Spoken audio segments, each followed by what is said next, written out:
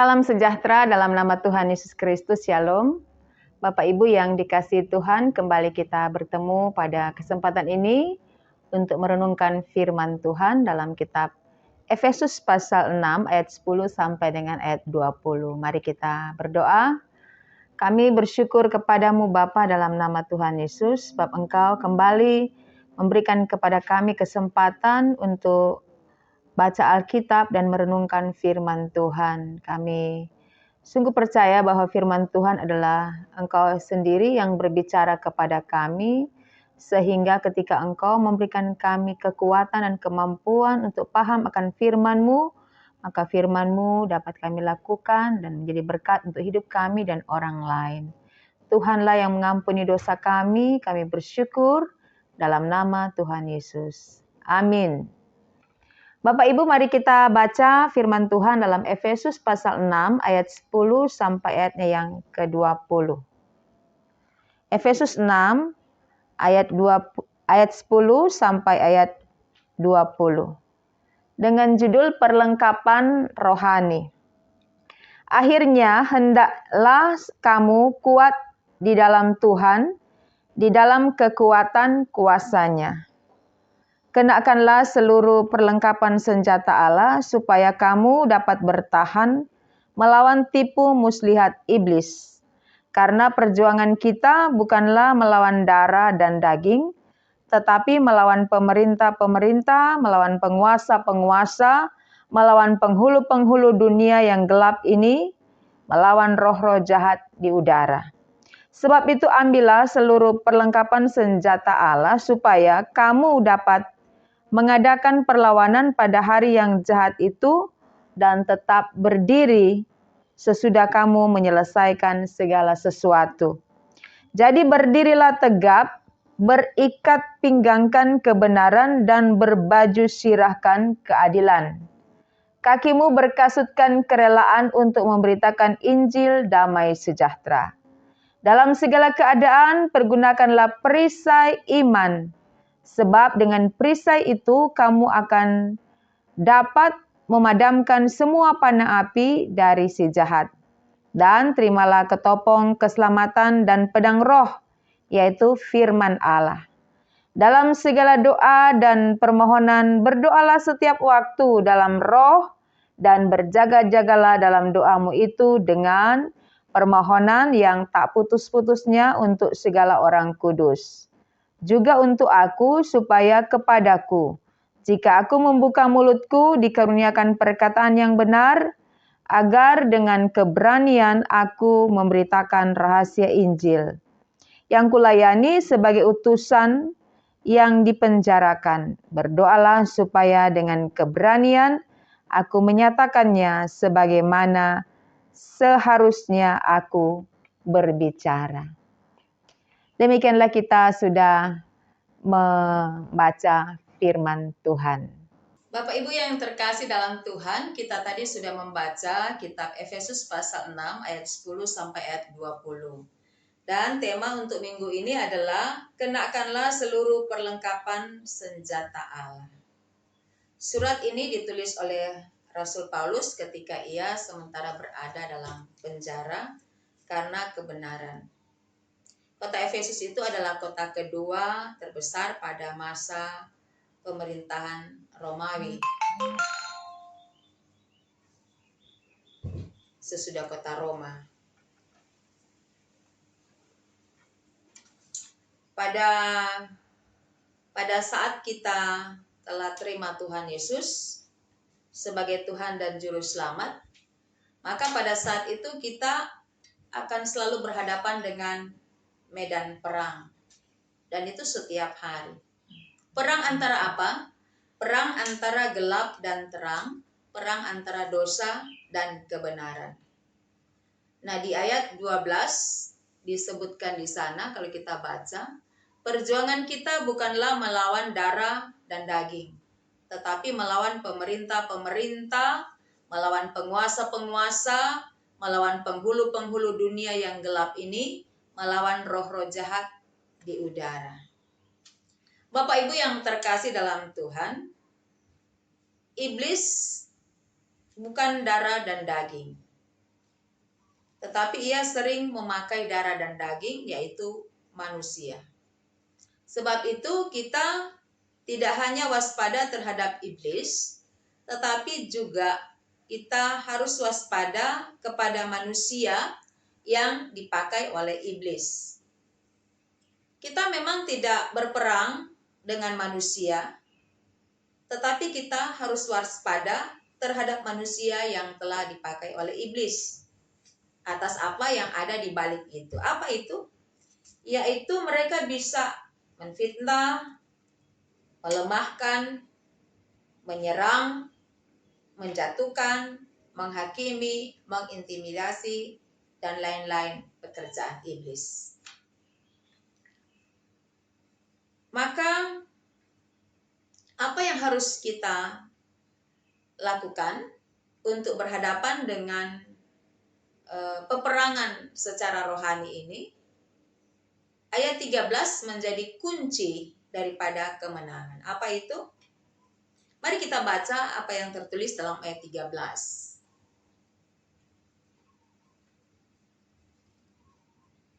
Ayat 13, sebab itu ambillah seluruh perlengkapan senjata Allah, supaya kamu dapat mengadakan perlawanan pada hari yang jahat itu dan tetap berdiri sesudah kamu menyelesaikan segala sesuatu.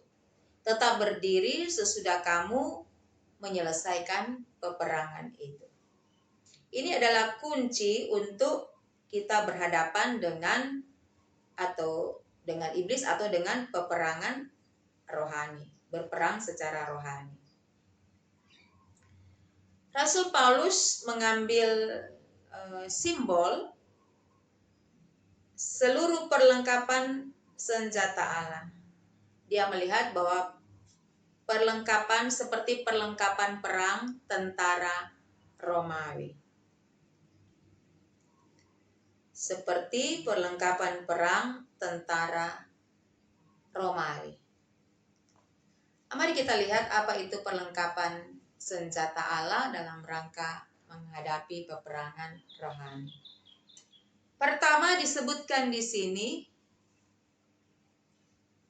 di ayat 14, kita membaca ayat 14. Jadi berdirilah tegap, berikat pinggangkan kebenaran dan berbaju sirakan keadilan. Kakimu berkasutkan kerelaan yang memberitakan Injil damai sejahtera. Dalam segala keadaan pergunakanlah perisai iman, sebab dengan perisai itu kamu akan dapat memadamkan semua panah api dari si jahat, dan terimalah ketopong keselamatan dan pedang roh, yaitu firman Allah. Itulah perlengkapan senjata Allah dalam rangka berperang secara rohani. Mari kita mulai dengan perlengkapan pertama, yaitu ikat pinggang. Ikat pinggang kebenaran. Ikat pinggang kebenaran.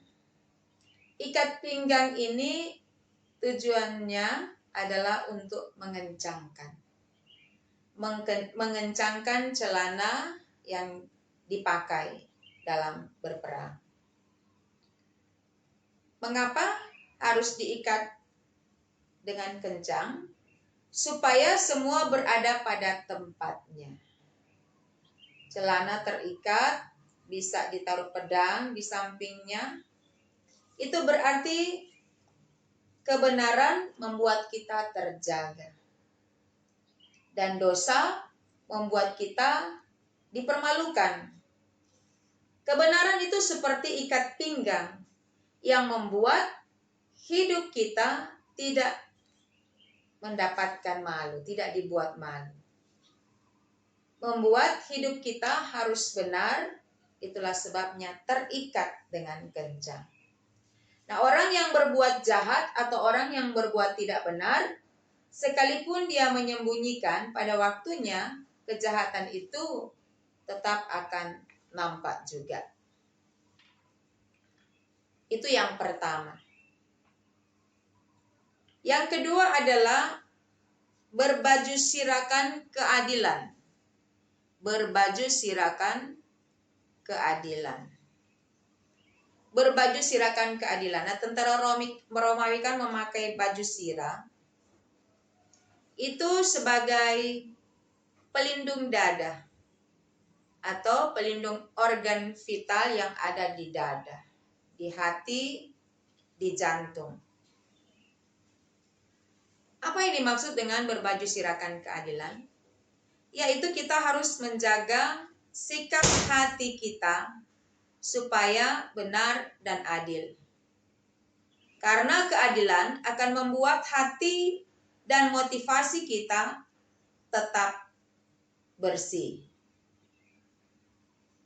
Dengan menjaga hati tetap bersih, maka kita tidak akan ada pada menghakimi dengan asal saja atau sekilas pandang, dan kemudian kita tidak membenci orang.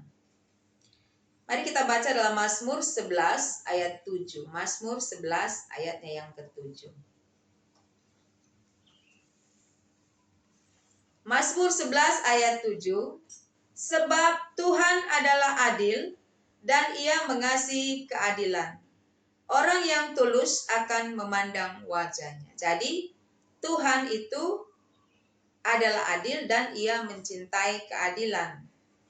Dan orang yang memandang kepada Tuhan itu adalah orang yang tulus dan juga mencintai keadilan. Selanjutnya kita buka dalam Yesaya 59 ayat 17. Yesaya 59 ayat 17. Yesaya 59 ayatnya yang ke-17. Ia di sini maksudnya Allah, Ia mengenakan keadilan sebagai baju sirah dan ketopong keselamatan ada di kepalanya. Ia mengenakan pakaian pembalasan dan menyelubungkan kecemburuan sebagai jubah. Jadi kita menggarisbawahi di sini Allah mengenakan keadilan sebagai baju sirah dan ketopong keselamatan ada di kepalanya. Sama. Allah juga menggunakan keadilan dalam seluruh tindakannya. Nah, Bapak Ibu yang dikasihi Tuhan, sasaran yang paling dicari oleh iblis adalah kepala dan dada. Kepala yaitu pemikiran atau pikiran, dan dada yaitu hati atau perasaan. Jadi kita harus menjaga kepala tetapi juga menjaga hati, menjaga kepala atau menjaga pikiran. Sebab apa? Sebab salah berpikir, maka pikiran akan mengendalikan perasaan. Berbaju sirah keadilan artinya bahwa hati kita memilih keadilan. Hati yang benar, tulus dan bersih itu tidak akan pilih kasih. Dia akan memandang setiap orang dengan kacamata Tuhan, atau dia akan memandang setiap orang seperti Tuhan memandang orang itu. Itu hati yang adil. Kemudian keadilan di sini artinya dia berespon dengan benar terhadap orang dan situasi sehingga membuat hatinya tetap terjaga. Seseorang melihat segala sesuatu dengan timbangan yang adil. Jadi memandang orang itu dengan timbangan yang adil, tidak berat sebelah. Nah, kita baca dalam Amsal 4 ayat 23. Amsal 4 ayat 23 mengatakan, jagalah hatimu dengan segala kewaspadaan, karena dari situlah terpancar kehidupan. Mengapa kita berbaju sirakan keadilan? Supaya serangan iblis tidak tembus ke dada kita. Dan kita tidak menjadi orang yang gampang kecewa, gampang tersinggung, dan tidak gampang atau gampang menghakimi. Keadilan artinya juga bahwa kita tidak memandang muka. Artinya kita tidak memandang orang karena status sosialnya, Kita tidak memandang orang karena sukunya, kita tidak memandang orang karena ekonomi. Karena kalau kita memandang muka, itu berarti perbuatan yang jahat di mata Tuhan. Sebenarnya yang harus kita pilih adalah kita harus memilih pergaulan. Mana pergaulan yang sehat, mana pergaulan yang menghancurkan. Mana yang bisa kita jadikan hanya teman, dan mana yang dapat kita jadikan sebagai sahabat. Nah, itu bisa dikatakan sebagai bijaksana atau bijak. Kalau kita berlaku adil atau berbaju sirakan keadilan, maka itu otomatis akan membuat hati kita menjadi benar. Tetapi kalau kita memandang muka, itu berarti kita membuka celah bagi iblis untuk masuk, menyerang, dan mengalahkan kita. Hal yang lain Bapak Ibu yang dapat kita lihat sebagai berbaju sirakan keadilan, bahwa kita tahu menghormati orang yang harus dihormati. Contohnya sebagai anak kita menghormati orang tua, orang yang lebih tua, orang yang dewasa. Kita menghormati pemimpin, kita menghormati pemimpin di mana tempat kita bekerja, sehingga akan menunjukkan sikap-sikap adil yang ada pada kita. Artinya juga dalam berhubungan dengan orang, kita tidak menjadi batu sandungan. Berbaju sirah keadilan ada pada tempatnya, yaitu kita menjaga dada kita atau kita menjaga hati kita, sikap hati kita, dan kita bersikap adil. Itu tentang berbaju sirakan keadilan. Perlengkapan senjata Allah yang ketiga adalah kasut. Kasut kerelaan memberitakan Injil damai sejahtera. Kasut itu digunakan untuk berjalan. Jadi semacam wewenang untuk memberitakan Injil. Apa yang dimaksudkan dengan kasut kerelaan memberitakan Injil damai sejahtera? Artinya adalah jaga hidupmu dimanapun kamu berada dalam setiap langkahmu. Mengapa harus menjaga hidup? Karena kamu adalah surat Kristus yang terbuka. Dalam 2 Korintus 3 ayat 3 mengatakannya. Mari kita baca 2 Korintus 3 ayat 3. 2 Korintus 3 ayat 3. Karena telah ternyata bahwa kamu adalah surat Kristus yang ditulis oleh pelayanan kami. Ditulis bukan dengan tinta, tetapi dengan roh dari Allah yang hidup. Bukan pada loh-loh batu, melainkan pada loh-loh daging, yaitu di dalam hati manusia. Kamu adalah surat Kristus, berarti harus menjadi berkat. Kalau kita ingin memilih hidup kita terjaga atau menjadi berkat dan tidak menjadi batu sandungan, maka kita harus menjaga kehidupan kita atau langkah kaki kita supaya hidup kita tidak bercela. Kita tidak jadi batu sandungan dan tidak menjadikan sebuah keadaan menjadi kacau karena kehadiran kita. Kita hidup tidak bercela, bukan berarti hidup kita sudah sempurna. Artinya bahwa kita terus bertumbuh karena kita memberitakan Injil melalui hidup kita. Injil damai sejahtera yang kita beritakan melalui cara dan gaya hidup kita.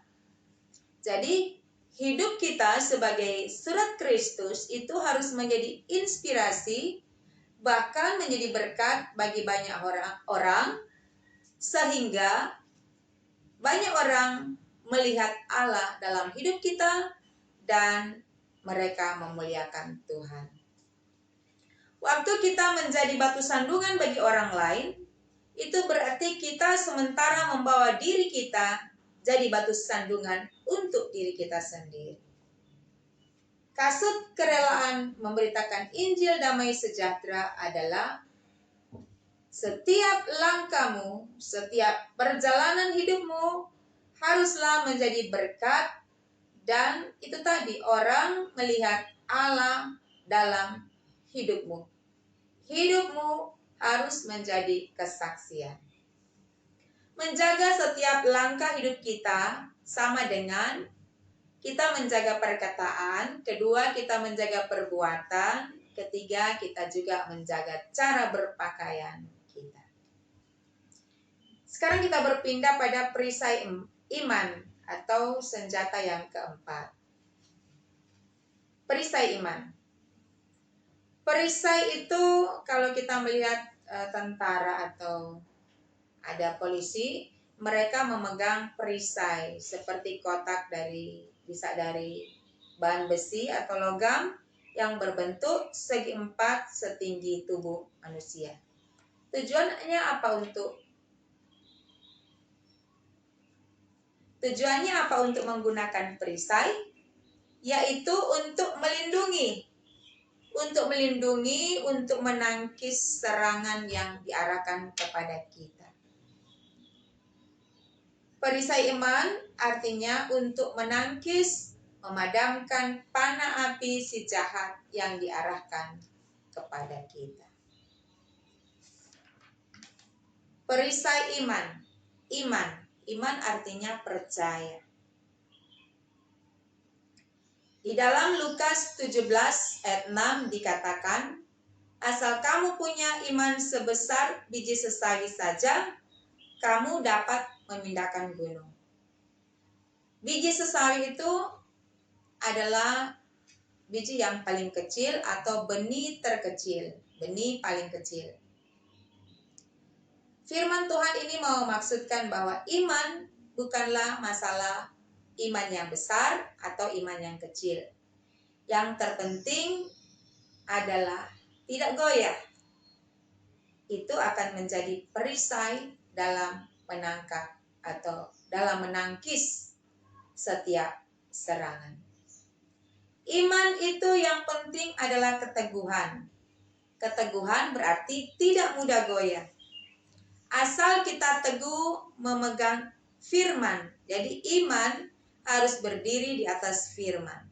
Asal kita memegang teguh firman Tuhan, maka dipastikan kita akan menang dalam peperangan rohani. Ibrani 11 ayat 1 berkata, iman adalah dasar dari segala sesuatu yang kita harapkan dan bukti dari segala sesuatu yang tidak kita lihat. Dan iman adalah percaya dan mengerjakan apa yang kita percaya. Iman tanpa perbuatan adalah mati atau kosong. Itu sama dengan tubuh tanpa roh adalah juga mati. Ketika kita memiliki alat-alat elektronik, misalnya televisi, maka untuk menghidupkan televisi itu dan kita bisa menonton dari siaran televisi yang ada, maka kita harus menghubungkan kabel ke listrik. Sehingga baru kita bisa mempergunakan televisi, AC atau alat-alat elektronik lainnya. Demikianlah dengan iman. Iman tanpa perbuatan adalah mati. Iman tanpa firman adalah goyah. Maka orang yang punya iman, dia harus mempercayai firman Tuhan, sehingga dalam iman dan kepercayaannya kepada firman Tuhan, orang yang beriman ini tidak mudah untuk dihancurkan. Nah, Bapak Ibu, kita lanjut ke senjata yang kelima adalah ketopong keselamatan. Ketopong keselamatan. Ketopong keselamatan ini atau ketopong ini ada di kepala, di bagian atas, di bagian kepala. Ketopong ini melindungi bagian tubuh yang paling rawan, yaitu kepala. Di kepala ada pikiran. Ketopong keselamatan artinya orang percaya harus percaya tentang doktrin atau ajaran keselamatan yang benar, sehingga dia tidak mudah goyah, tidak mudah tersesat, dan pada akhirnya menuju kepada kebinasaan. Di dalam firman Tuhan telah dikatakan bahwa Yesus Kristus adalah kepastian mendapatkan keselamatan. Dari Tuhan Yesus ada kepastian keselamatan. Yohanes 3 ayat 16. Karena begitu besar kasih Allah akan dunia ini, sehingga tidak binasa melainkan beroleh hidup yang kekal. Karena besarnya kasih Allah bagi dunia, maka kita tidak menjadi binasa, tetapi justru menjadi selamat karena kasih Allah. Di dalam Roma 6 ayat 23 dikatakan upah dosa adalah maut, tetapi kasih karunia Allah adalah keselamatan. Dan selanjutnya dalam Roma 8 ayat 1-2 kita diselamatkan bukan karena perbuatan kita. Kita diselamatkan karena anugerah. Dan kita menerima anugerah itu dengan iman. Kita tidak diselamatkan karena hasil perbuatan-perbuatan kita. Perbuatan-perbuatan kita tidak akan mendapatkan keselamatan. Kita diselamatkan karena anugerah Tuhan Yesus kepada kita yang berdosa. Dan kita menerima keselamatan karena iman, karena percaya. Karena itu iman harus terus-menerus disertai dengan pertobatan. Artinya bahwa kalau kita sudah diselamatkan oleh Tuhan Yesus sebagai anugerah, maka kita hidup dalam pertobatan setiap hari dan selalu berupaya untuk meninggalkan dosa. Artinya bahwa setiap hari kita menjadi lebih baik, lebih benar, lebih kudus seperti yang Tuhan Yesus mau. Artinya perbuatan-perbuatan kasih kita kepada Tuhan bukan untuk supaya kita menerima keselamatan, tetapi bentuk syukur kita karena kita sudah diselamatkan. Dan keselamatan itu harus dikerjakan dengan takut dan gentar setiap hari. Itulah yang disebut dengan ketopong keselamatan.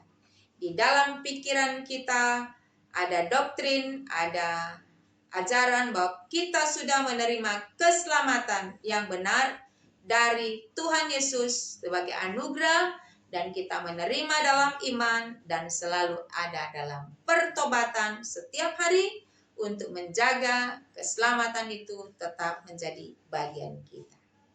Selanjutnya ada di senjata keenam, yaitu pedang roh. Apa itu pedang roh? Pedang roh di sini adalah firman Allah. Pedang itu tajam, selalu diidentikan dengan pedang yang tajam. Sehingga pedang yang tajam itu dapat digunakan untuk menyerang musuh dan bertahan terhadap musuh. Pedang roh dalam pengertian pedang roh itu adalah firman Allah. Kita baca dalam Ibrani pasal 4 ayatnya yang kedua. Ibrani 4. Kita baca dalam Ibrani 4 ayatnya yang kedua. Yang menjelaskan di sana bahwa firman Tuhan itu seperti pedang bermata dua. Ibrani 4 ayat 12. Ibrani 4 ayat 12. Sebab firman Allah hidup dan kuat dan lebih tajam daripada pedang bermata dua manapun. Ia menusuk amat dalam sampai memisahkan jiwa dan roh, sendi-sendi dan sumsum. Ia sanggup membedakan pertimbangan dan pikiran hati kita. Pedang roh adalah firman Allah.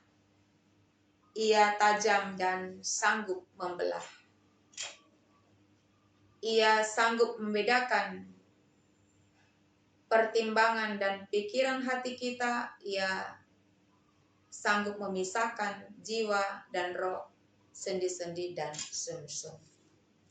Setiap orang Kristen harus menjadikan firman sebagai sulu dan pelita dalam kehidupannya untuk menangkis setiap serangan-serangan kuasa-kuasa jahat, kuasa-kuasa iblis, roh-roh jahat di udara.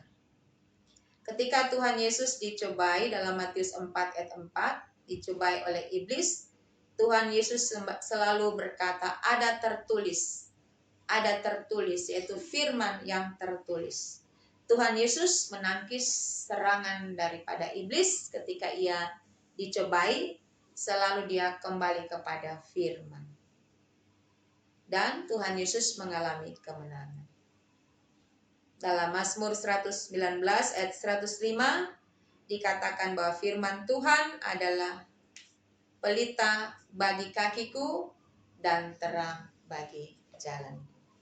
Jadi dengan firman Allah yang kita baca, kita renungkan, dan firman Tuhan hidup di dalam hidup kita, maka firman Tuhan ini akan dapat menyerang setiap roh-roh jahat, dan kita juga dapat bertahan di dalam setiap serangan-serangan yang ada, dan kita tetap tegak untuk berdiri. Senjata, perlengkapan senjata Allah ini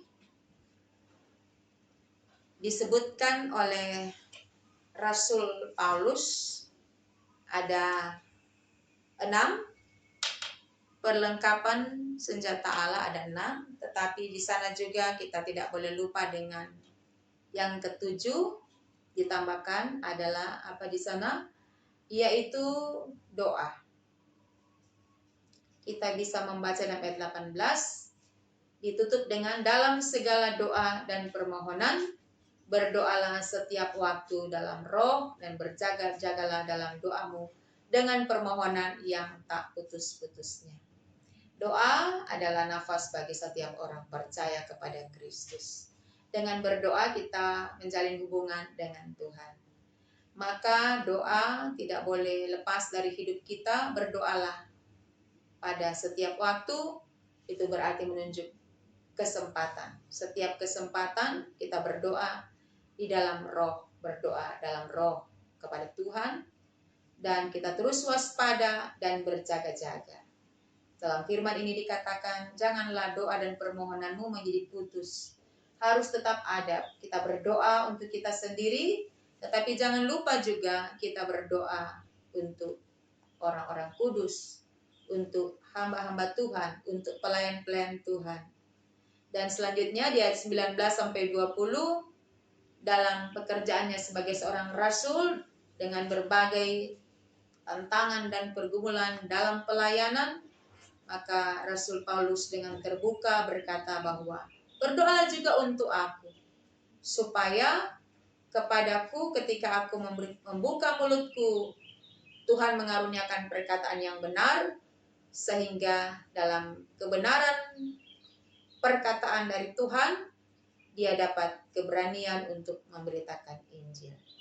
Jadi seorang rasul besar pun minta untuk ada dalam topangan doa baginya, supaya ia tidak salah dalam memberitakan Injil, dan ia selalu menjadi berani dan kuat dan sanggup untuk pekerjaan Tuhan yang mulia itu.